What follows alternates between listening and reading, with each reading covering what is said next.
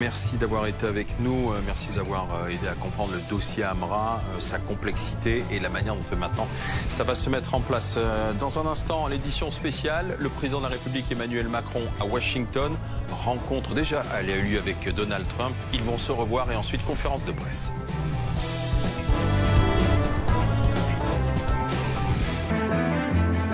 Emmanuel Macron à Washington, il va rencontrer en tête-à-tête le président des États-Unis, Donald Trump.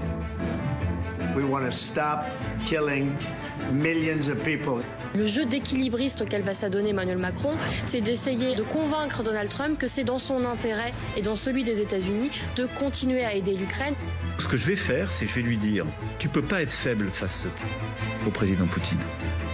Emmanuel Macron, c'est celui de tous les chefs d'État du monde entier qui connaît le mieux Donald Trump.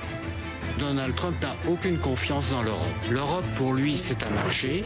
Ce qu'il veut, c'est se débarrasser de cette Ukraine qui est comme une épine dans son pied. Путін не подарує нам цей мир.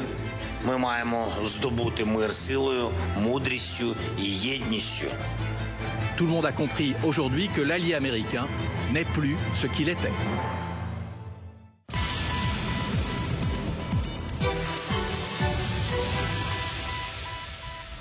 Coup d'envoi donc de cette édition spéciale consacrée à la venue express du président français Emmanuel Macron à Washington avec la rencontre et la conférence de presse en compagnie de Donald Trump à la Maison Blanche. Nous serons bien sûr en direct des États-Unis, mais en direct de Moscou, en direct de Kiev, en direct de Dnipro, c'est donc en Ukraine, pour faire un point complet sur l'importance, l'enjeu de ce dossier diplomatique qui met en jeu pour certains la liberté, pour d'autres peut-être la fin de la guerre, mais à quel prix? Donc nous allons mesurer ces enjeux bien évidemment.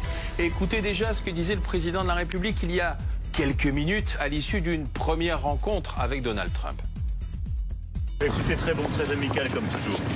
On a pu avoir ce G7 en VTC dans le bureau ovale et puis ensuite une première discussion et je reviens dans un instant. Et nous allons retrouver à la Maison-Blanche, puisqu'ils ont visiblement passé les contrôles des services secrets, Ulysse Gosset et Mathieu Coach sur place pour BFM TV. Oui, absolument, Alain. Nous sommes rentrés à la Maison-Blanche, voilà, avec un certain nombre de badges, quelques difficultés d'accès effectivement pour la délégation française. Le président de la République qui doit arriver dans une quinzaine de minutes maintenant ici, il sera accueilli sur le perron par le président Trump. Rencontre bilatérale. Nous irons, si tout va bien, dans le bureau ovale, Ulysse, pour essayer d'arracher quelques questions au président, savoir ce qui va se jouer pendant cet entretien évidemment crucial. Ensuite, les deux hommes s'entretiendront pendant environ 2 heures et puis il y aura une conférence de presse à la Maison Blanche, donc pour essayer de comprendre ce qui va se passer, comment cette paix en Ukraine peut être négociée et si les États-Unis vont ou non abandonner l'Ukraine et les Européens d'une certaine façon. Pour vous montrer ce qui se passe à la Maison Blanche, Joao va nous faire un petit tour d'horizon. Vous voyez la foule des journalistes et derrière la Maison Blanche qui est là. Et vous avez vu la garde d'honneur qui est prête à accueillir le président de la République. Tout est prêt pour que effectivement la visite officielle commence avec, Mathieu vous l'a dit, un tête-à-tête dans le bureau ovale. Ce matin déjà, Emmanuel Macron a pu s'entretenir avec le président américain pour une réunion en vidéoconférence avec tous les membres occidentaux du G7. C'est dire l'importance de cette réunion aujourd'hui. Emmanuel Macron est là évidemment pour défendre l'Ukraine à la table de négociation, pour défendre la sécurité de l'Ukraine, la sécurité de l'Europe, pas simplement au nom de la France, mais au nom de toute l'Europe. Ce sont les alliés européens qu'il représente aujourd'hui. C'est très important de le rappeler, alors qu'une discussion s'est engagée pour savoir si l'Europe pourrait envoyer des troupes au sol en arrière-point, par exemple, pour conforter les troupes ukrainiennes en cas d'agression russe. C'est toute la sécurité de l'Ukraine qui est en jeu et qui va se jouer dans l'entretien du bureau ovale. On attend le président Donald Trump qui va accueillir donc Emmanuel Macron dans quelques minutes.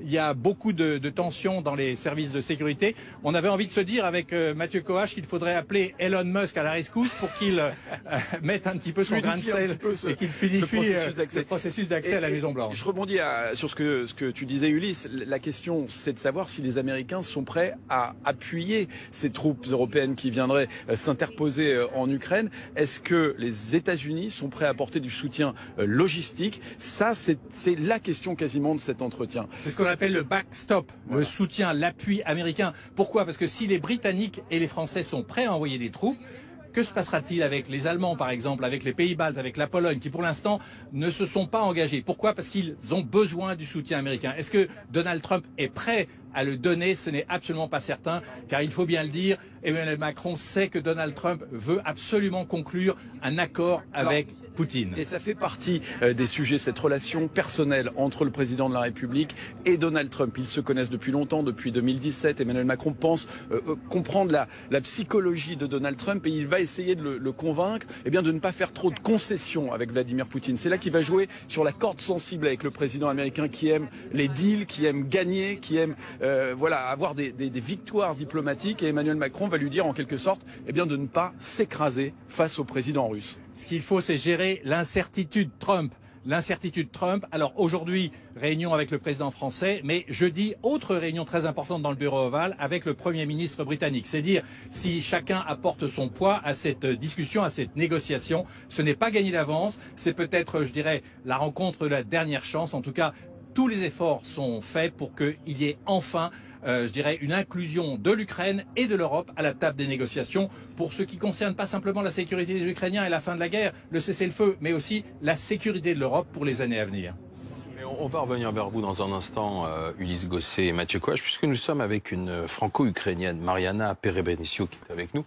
Vous en attendez quelque chose de cette réunion? Vous pensez que le président Macron peut arriver à peser sur Donald Trump dans la résolution du conflit, qui ne soit pas uniquement avec la botte de la Russie sur l'Ukraine? Bonsoir.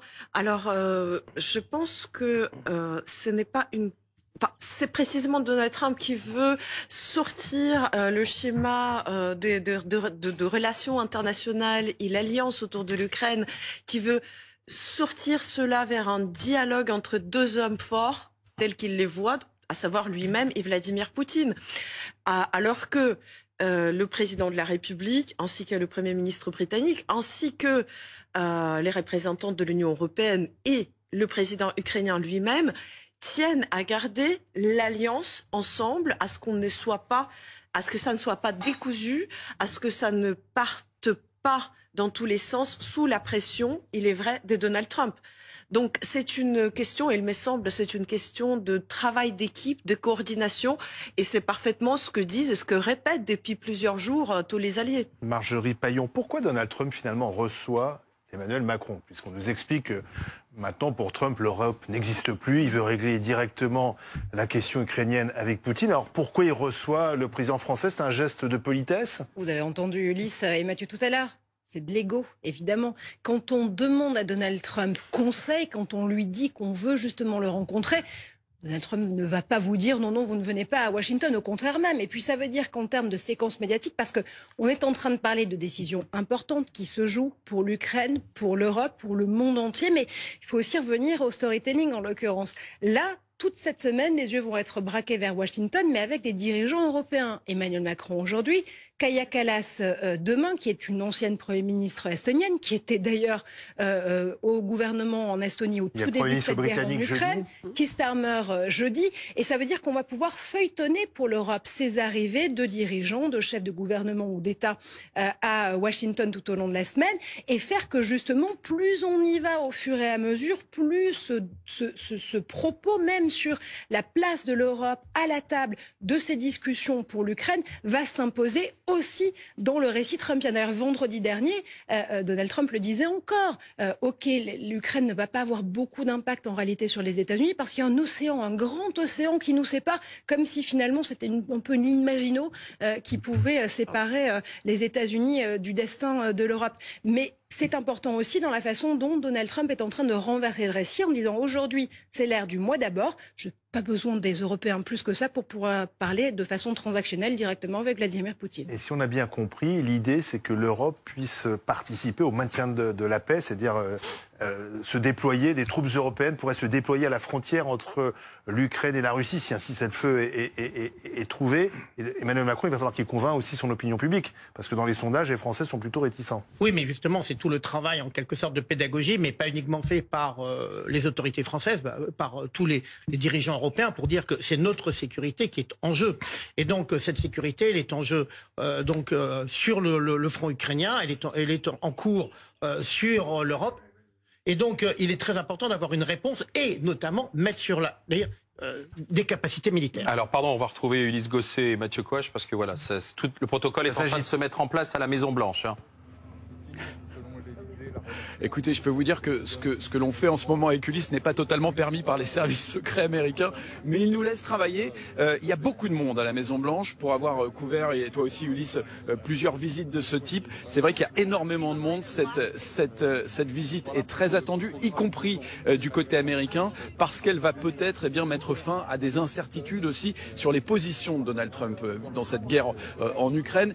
Que va-t-il dire à Emmanuel Macron tout à l'heure? Est-ce qu'il va accepter de soutenir des troupes européennes qui viendraient s'interposer en Ukraine pour faire respecter un accord de paix ou un cessez-le-feu? Ça fait partie vraiment des dossiers très importants ce matin.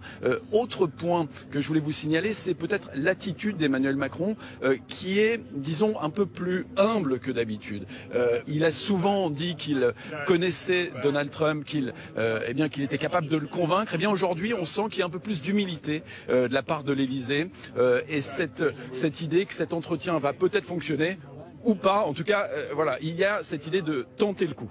Oui, et surtout ce qui est très important aussi, c'est que le président de la République va réaffirmer le soutien, je cite, inébranlable de la France et surtout de toute l'Europe à l'Ukraine à l'occasion de cet anniversaire de la guerre, à l'occasion de l'anniversaire de l'invasion de l'Ukraine par la Russie. Donc réaffirmer ce soutien inébranlable et le dire à Donald Trump pour dire que les Européens sont unis sur ce point, peut-être pas sur tous les autres points, mais au moins sur le soutien unanime et inébranlable à l'Ukraine. C'est très important vis-à-vis de Donald Trump qu'il faut convaincre.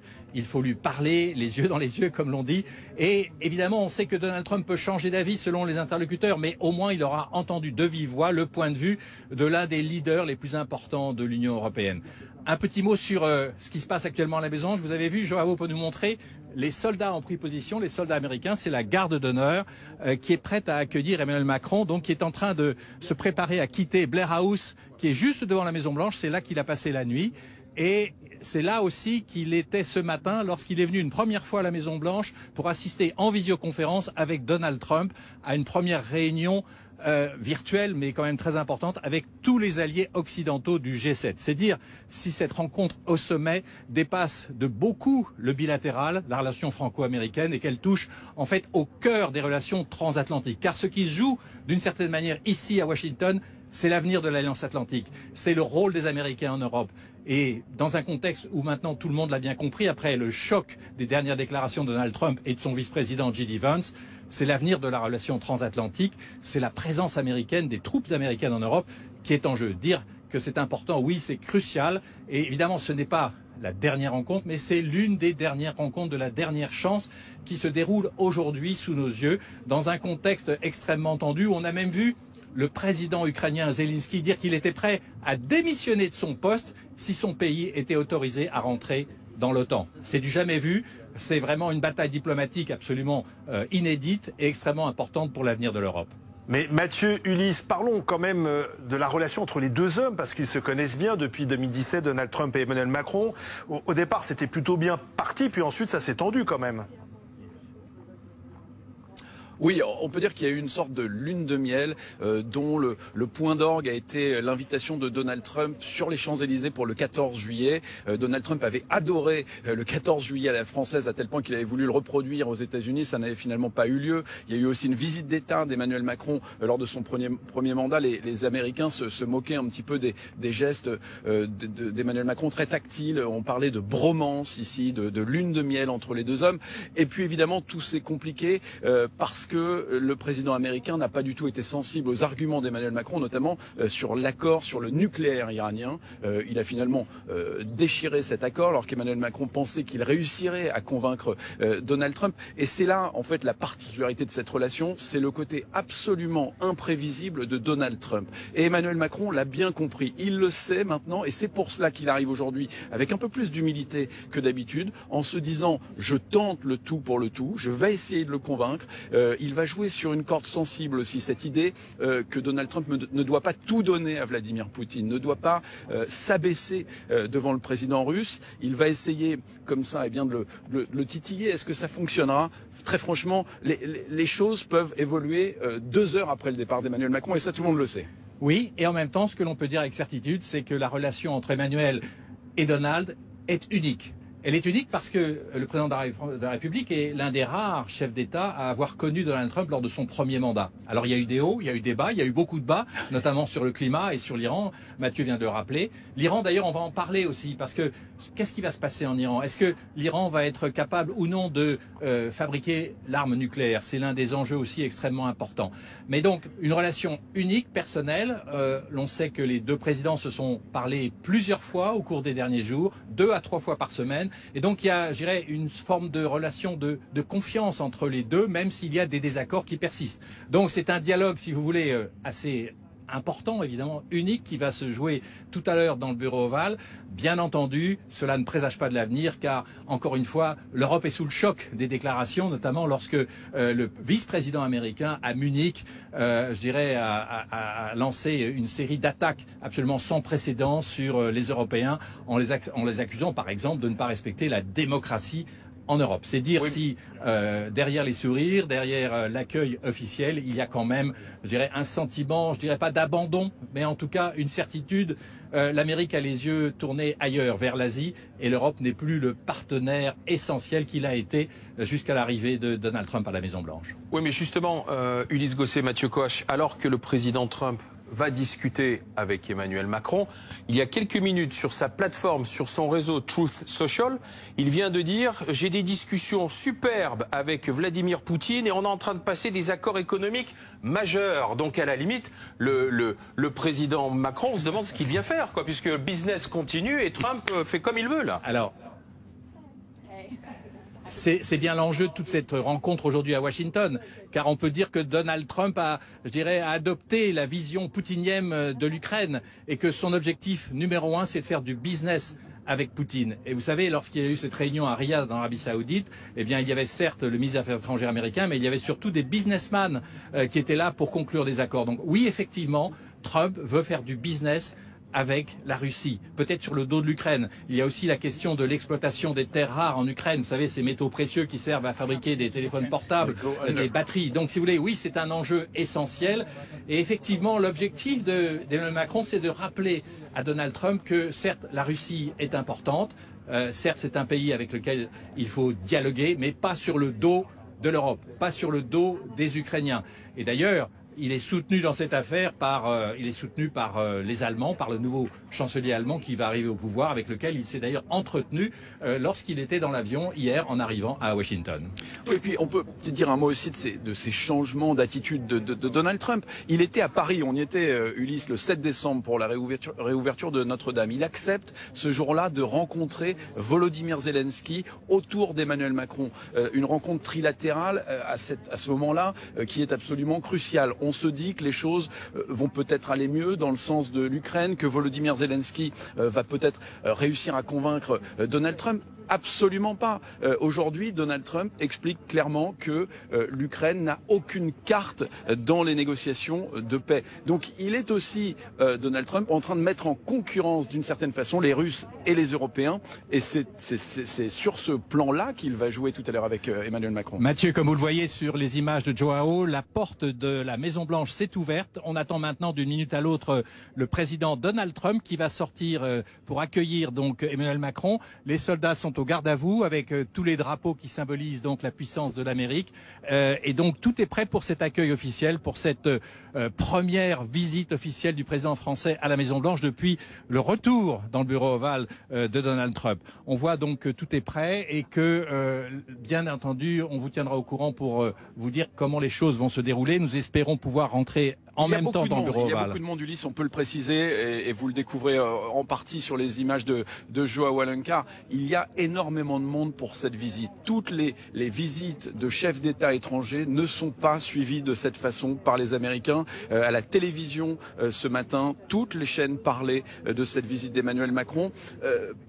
Pas seulement parce que c'est le président français, mais parce qu'il vient ici porter la parole de l'Europe dans une période qui est aussi incertaine pour les Américains. C'est-à-dire il va devoir convaincre le président, mais aussi les Américains. On a appris tout à l'heure que le français, Emmanuel Macron, le président français, va accorder une interview à la chaîne Fox News. Et Fox News, c'est la chaîne qui a soutenu Donald Trump depuis le début, la chaîne conservatrice. C'est une façon de faire passer les messages aux dirigeants américains. Et puis aussi, il y a une chose qui est importante, c'est qu'après la Maison-Blanche, le président va se rendre au Congrès, où il va rencontrer des sénateurs américains. Ce sont eux qui quand même jouent un rôle essentiel, qui votent les budgets militaires. C'est eux qui vont ratifier ou pas les décisions de Donald Trump en matière de politique étrangère. Et c'est vrai qu'aux États-Unis aussi, au Congrès en particulier, il y a une vraie inquiétude sur les décisions de Donald Trump, car la Russie est quand même un adversaire potentiel pour l'Amérique aussi. Une dernière chose qui est importante, on se demande toujours pourquoi Poutine et Trump s'entendent si bien et pourquoi Donald Trump finalement a validé les décisions de Poutine. Eh bien parce qu'il veut dissocier la Russie de... C'est probablement le cortège d'Emmanuel Macron qui est en train d'arriver. Voilà le cortège du président de la République dans un véhicule américain. En l'occurrence, le président qui a fait une centaine de mètres, à vrai dire. Et Donald Trump est déjà là, il est prêt à l'accueillir. Il l'accueille sur le perron de la Maison-Blanche. Image donc très importante que vous vivez en direct sur BFM TV. Des rencontres entre Emmanuel Macron et Donald Trump, il y en a eu ces dernières années. Il y en a eu depuis 2017. Mais c'est sans doute la plus importante qui va se dérouler dans les minutes qui viennent dans le bureau ovale.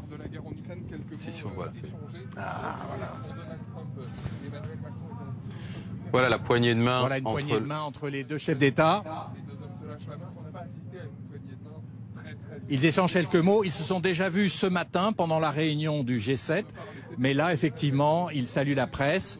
C'est une photo importante pour les deux présidents. On va les retrouver tout à l'heure dans le bureau ovale. On est très loin des images de 2017 où il y avait des accolades, où Emmanuel Macron et Donald Trump n'arrêtaient pas de se faire des hugs, comme on dit aux États-Unis. C'est beaucoup plus sobre, beaucoup plus froid, ce que l'on découvre à l'image en ce moment. Et ça présume peut-être aussi du ton assez ferme de cette rencontre, des enjeux extrêmement importants, alors que voilà, nous allons devoir changer de lieu pour vous retrouver peut-être dans quelques minutes dans le bureau ovale avec Ulysse Gosset.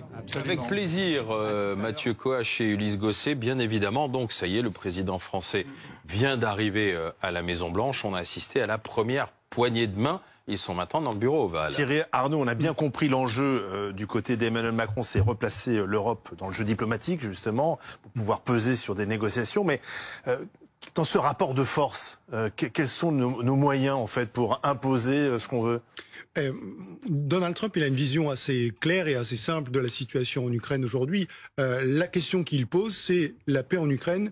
Combien est-ce que ça coûte? Combien est-ce que ça rapporte? Et combien est-ce que ça rapporte en particulier aux États-Unis? Il y a un instant, Alain, vous citiez le texte qu'il a publié sur ses réseaux sociaux dans la matinée, il y a quelques minutes seulement. Et il parle pas seulement de sa conversation avec Emmanuel Macron, pas seulement de cette vidéoconférence du G7. Il parle aussi et peut-être surtout de l'accord qu'il est en train de conclure avec l'Ukraine sur l'exploitation des minerais rares en Ukraine, qui doit rapporter, dit-il, des milliards, des dizaines de milliards de dollars aux États-Unis. Et c'est ça qui sera au cœur de ses préoccupations aujourd'hui. Ensuite, dès le début de la conversation, il faut se mettre d'accord, et ça ne sera pas facile non plus, sur quelle est la réalité aujourd'hui. Est-ce que le retour à l'intégrité territoriale de l'Ukraine, préexistant non seulement ce qui s'est passé en 2022, mais ce qui se passe depuis 2014, est une réalité ou pas? Là-dessus, il y a divergence. Et sur des considérations très simples, est-ce que la Russie est l'agresseur ou pas dans cette guerre? Ça a été toujours dit de manière unanime par le G7 jusqu'à présent. Est-ce que ça sera la conclusion de la discussion de ce matin? Ça n'est pas sûr. Ce qu'on entend depuis quelques jours maintenant, c'est que les États-Unis ne veulent plus qualifier les Russes d'agresseurs dans ce conflit. Ça va même plus loin, puisque Donald Trump dit carrément que le président Zelensky serait un dictateur. Hein. Oui, il l'a qualifié de dictateur, mais en tout cas, on revoit les pays dos à dos, dans un discours beaucoup plus neutre. Et en gros, voilà quels sont les paramètres de la discussion. Est-ce qu'on est d'accord sur est-ce qu'on est capable pour se mettre d'accord sur ce qu'est la réalité de la situation aujourd'hui?